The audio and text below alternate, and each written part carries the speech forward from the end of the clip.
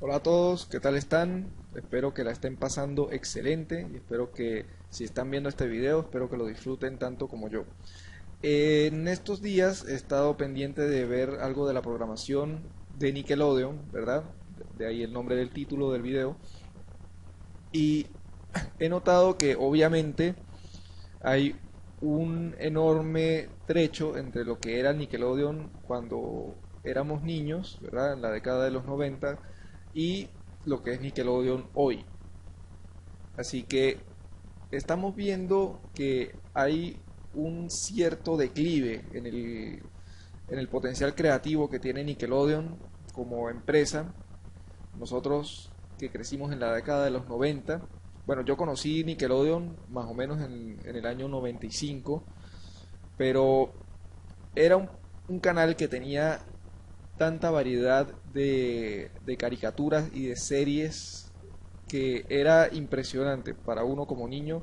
Era estar todo el día pegado a Nickelodeon, viendo las series y viendo las caricaturas que tenían. Pero viendo Nickelodeon hoy, nos preguntamos qué está pasando ahí, qué problema hay con Nickelodeon hoy.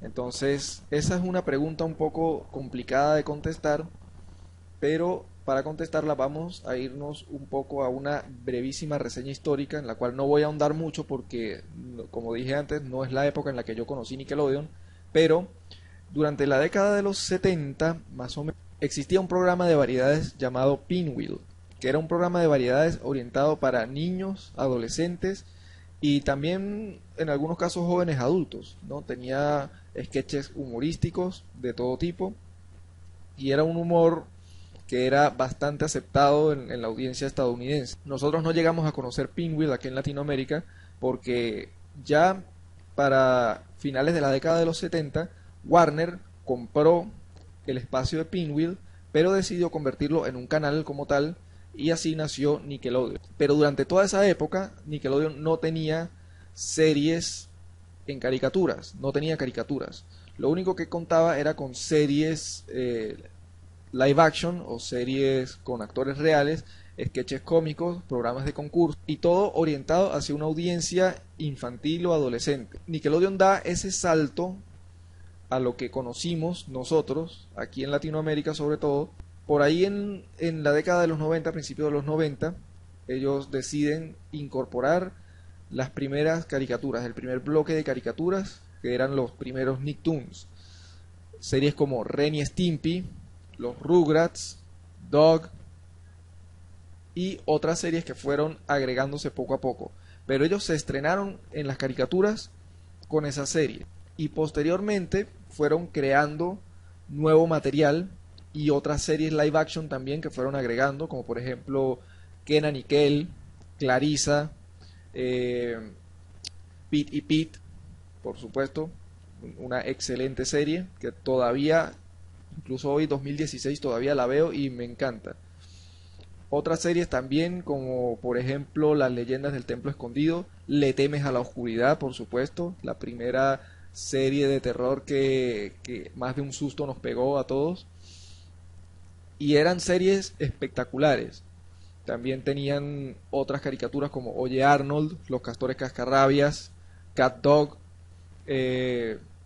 La vida moderna de Rocco, por supuesto, y otra cantidad de series que si me pongo a nombrarlas no termino nunca. Pero era esa variedad que tenía Nickelodeon que lo hacía único entre todos los demás canales. Por supuesto, también veíamos Cartoon Network y Cartoon Network tenía su excelente programación gracias a la competencia que Nickelodeon le suponía. La competencia que le puso Nickelodeon a Cartoon Network fue lo que lo obligó a mejorar sus caricaturas y a crear nuevos bloques, pero ya con Cartoon Network hablaremos en otro video. Lo importante es que Nickelodeon, durante la década de los 90 más o menos, mediados de la década de los 2000, era la época dorada en la cual tenía una inmensísima variedad de series espectaculares. Pero de un tiempo para acá ha comenzado un declive creativo que tiene una explicación un poco compleja. Si se fijan, durante la década de los 90, más o menos a finales de la década de los 90, había un cierto vacío en la programación familiar, por así decirlo. Las series que tenían éxito durante esa época, como Friends, Seinfeld y algunas otras que pasaban en otros canales, no eran series que se podían ver en familia, eran series que por lo general las familias no verían junto con sus hijos.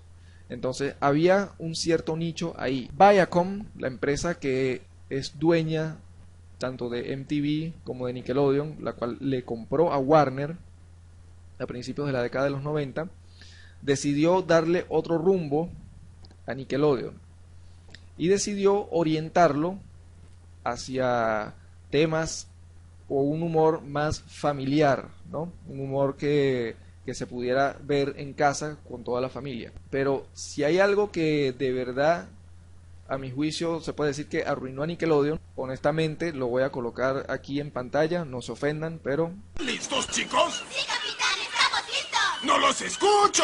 ¡Sí, capitán! Oh, sí, pero no me malentiendan, yo soy también fan de Bob Esponja, a mí me encanta Bob Esponja, yo de hecho todavía veo las primeras temporadas de Bob Esponja y me encanta, o sea, tiene un humor excelente que es justamente eso, es justamente ese elemento lo que se puede decir que martirizó a Nickelodeon durante todo este tiempo, porque Nickelodeon, al hacer este cambio hacia un humor más familiar, en 1999 sale Bob Esponja y les cae como anillo al dedo.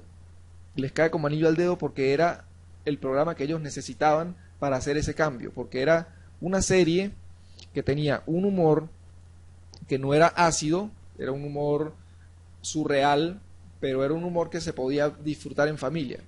Entonces, eso convirtió a Bob Esponja en la punta de lanza de Nickelodeon.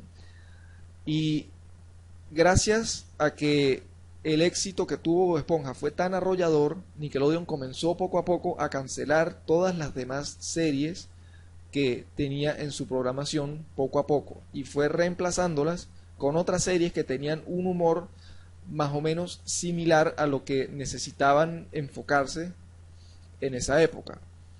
Entonces, ahí fue cuando comenzó el declive de Nickelodeon, porque si se fijan, cuando los Rugrats eran los reyes indiscutidos de Nickelodeon, ¿verdad? En aquella época todavía había variedad, todavía había esa competencia dentro de la propia Nickelodeon para producir mejores series con mejor humor, mejor calidad, pero eso poco a poco se fue perdiendo y lamentablemente nos encontramos ahora con que lo único que promocionan es Bob Esponja. Bob Esponja se ha convertido para Nickelodeon en lo que los Simpsons es para Fox ahora. Es más, muchos fans de Bob Esponja nos estamos preguntando cuándo se va a terminar. O sea, ya cuándo van a dejar de sacar capítulos nuevos. Para entender esto vamos a ver cómo han tratado con otras series con respecto a cómo tratan a Bob Esponja ahora. Si se fijan, por ejemplo, esta serie de caricaturas que fue un mega éxito, conocida como Avatar, la leyenda de Aang, ¿verdad? No sé si alguien la recordará, yo creo que sí. Esa serie era genial, era una serie madura, pero que tenía un humor bastante ameno y tenía una historia que se hacía querer, era una historia genial.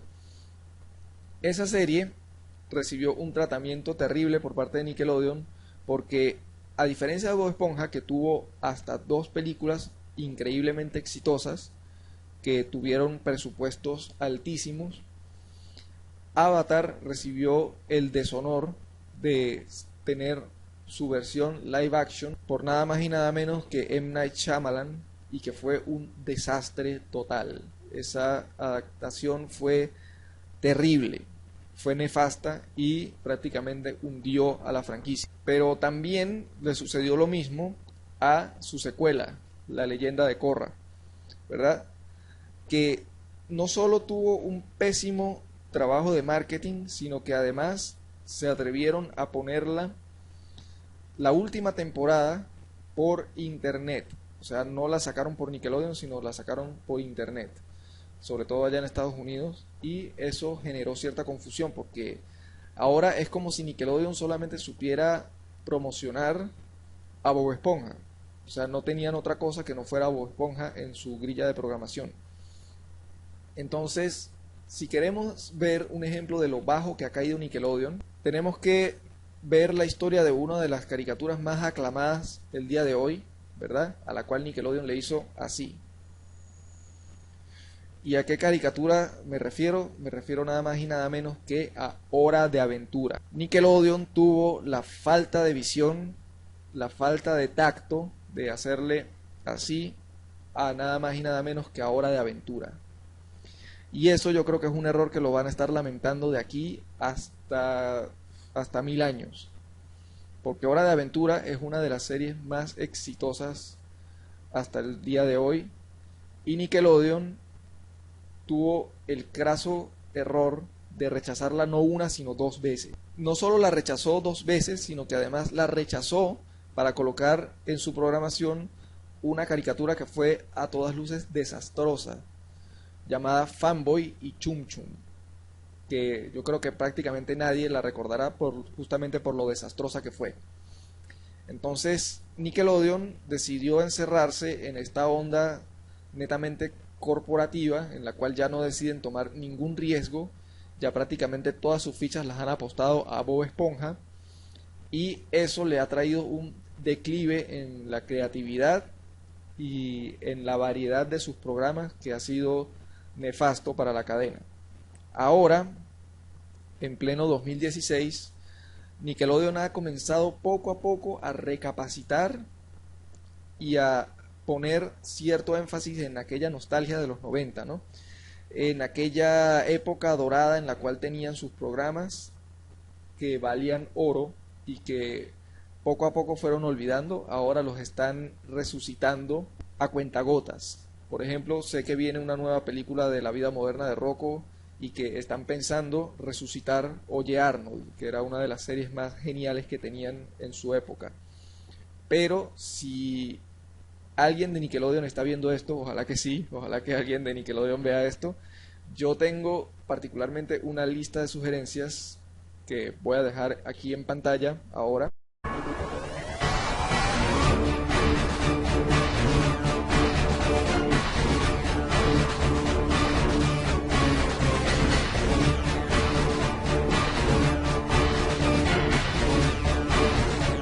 Y por favor, no vuelvan a traer series de Fred, por favor. Gracias.